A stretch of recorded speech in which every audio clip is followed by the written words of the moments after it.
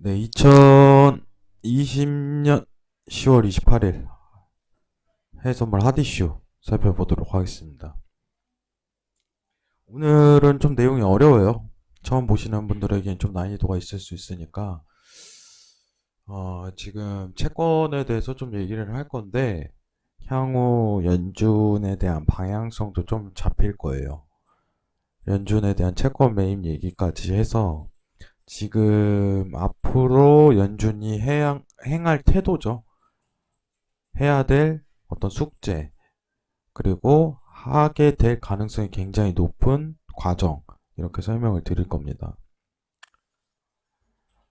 채권 시장 자체가 굉장히 중요한 거는 아실 거예요. 지금 연준에서 채권 매입을 단행하기 때문에 어쨌든 간에 어, 국채 그리고 안정화가 들어갔고, 그리고 미증시에 대한 팬데믹에서 어떻게 보면 추가적인 하락 요소를 막은 경향이 있죠.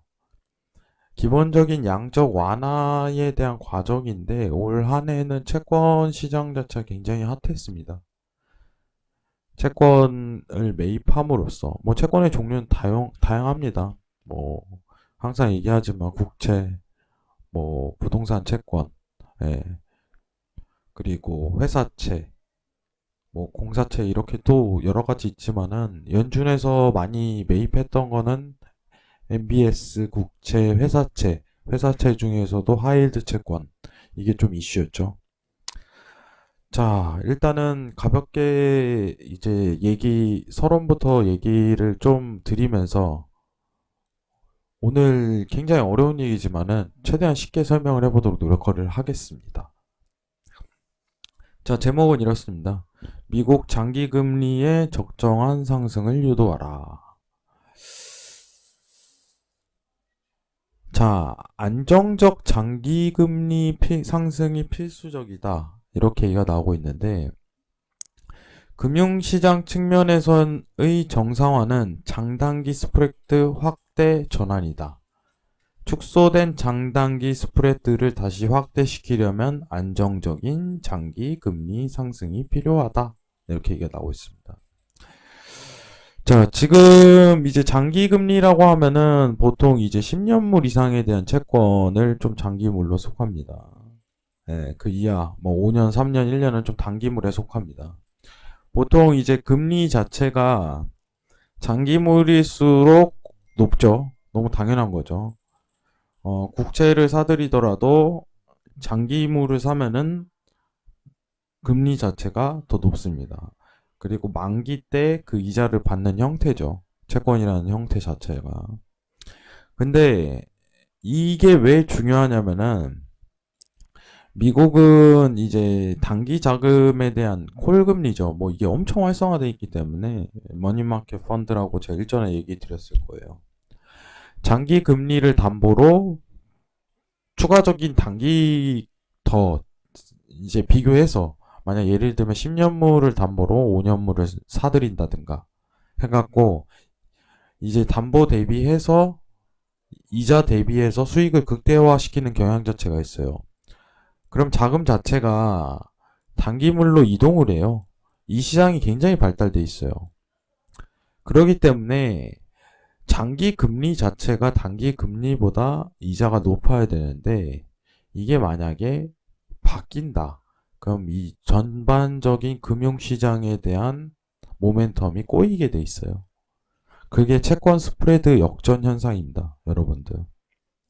이건 제가 일전에 한번 설명을 드렸었습니다, 여러분들. 그러면은 지금 안정적으로 금융시장에 대해서 안정적으로 더 추가적으로 확대하려면은 이제 스프레드에 확대시키려면이죠.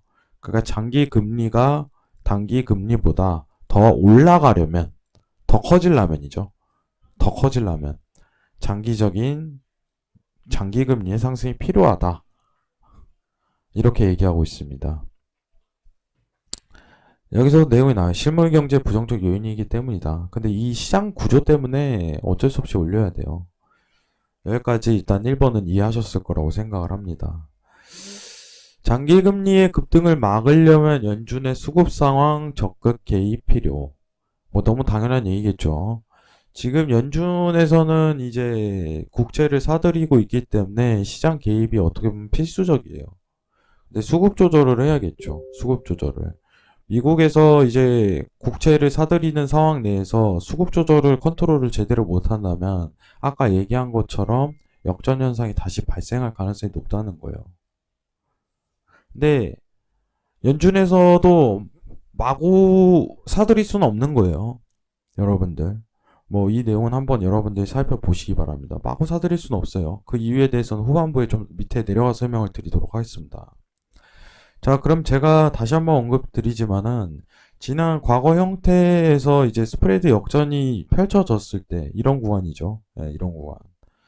역전이 펼쳐졌을 그 다음부터 어떻게 보면 팬더믹 이제 빅쇼트에 대한 효과 자체가 굉장히 두드러지게 나왔었습니다, 여러분들. 근데 아직 한 번은 더 눌려야 돼요, 한 번은. 예, 그리고 나서 빅쇼트에 대한 효과가 나올 가능성이 굉장히 큽니다.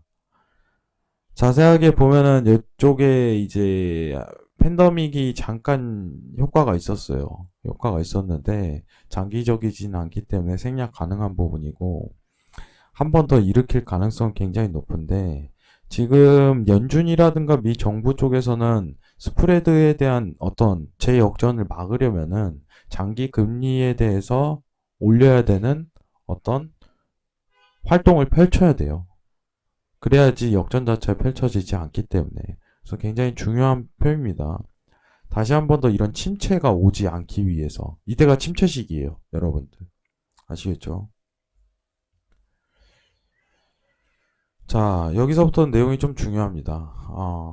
다만, 장기 금리의 상승 속도는 가파르지 않아야 한다.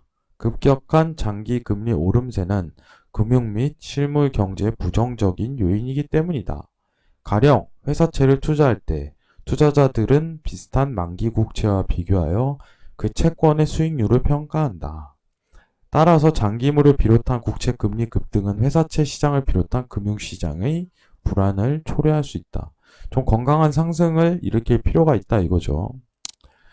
자, 21년에는 장기금리 상승이 다소 가파를 여지가 있어 보인다. 정부와 중앙은행은 적당한 인플레이션을 발생시켜 경제활동에 활력을 불어넣고자 하고 있다. 이에 따라 연준은 제로금리 및 자산 매입 확대, 이 자산 매입에 국채 매입이 들어가죠. 각종 유동성 공급에 나서고 있고 정부는 대규모 재정 정책을 실시하고 있다. 이게 여기 현재까지 상황입니다. 자, 더 추가적으로 내려보도록 하겠습니다. 뭐 이 내용은 여러분들 한번 읽어보세요. 자, 여기 이 부분이 좀 중요합니다. 하이라이트만 읽어보도록 할게요. 따라서 향후 장기 금리의 안정을 위한 기간 프리미엄 조절에는 수급 관리가 가장 중요한 요인이 될 걸로 판단한다. 자, 공급 측면에서는 21년 국채 발행량 증가가 유력해 보인다.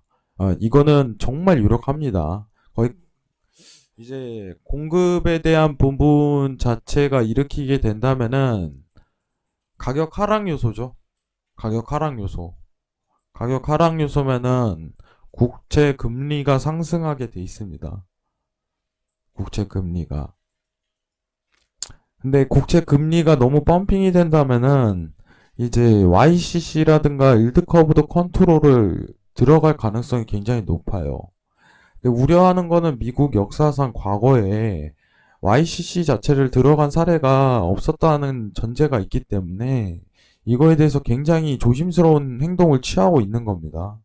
연준에서도 지난 6월이죠. 6월 이제 페드 회의에서 나왔던 내용 자체가 YCC 마이너스 금리는 거론할 가치도 없다고 얘기했지만은 YCC에 대해서는 대상에는 올려놓겠다 하고서 그 이후에는 공식적인 언급 자체가 없어요.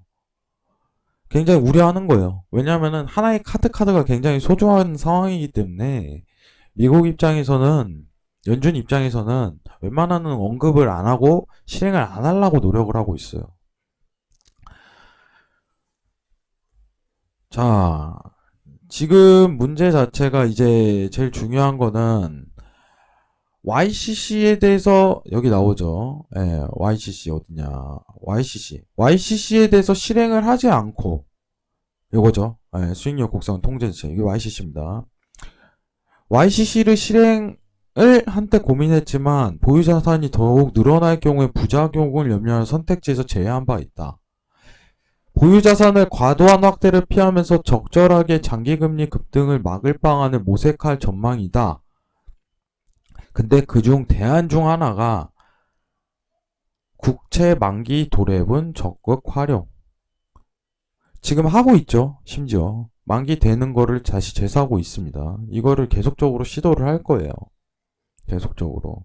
근데 문제 자체는 내년 들면은 이제 국채 공급량이 늘어나는데 만기 도래 상품뿐만 아니라 이제 신규 발행하는 것까지 사들일 가능성이 높다는 겁니다. 어쩔 수 없는 시기 자체가 있어요. 근데 중요한 거는 연준이 자산 보유량 자체가 역대 최고치예요. 지금 이제 7조 달러를 상회한다고 얘기가 나왔었는데 원래 팬데믹 이전에는 이제 4조 달러 수준이었습니다. 4조 달러. 2배가량 거의 올라갔어요. 상황이. 굉장히 어떻게 보면은 막대한 자산을 보유하고 있지만 그게 다 빚인 거예요. 따지면.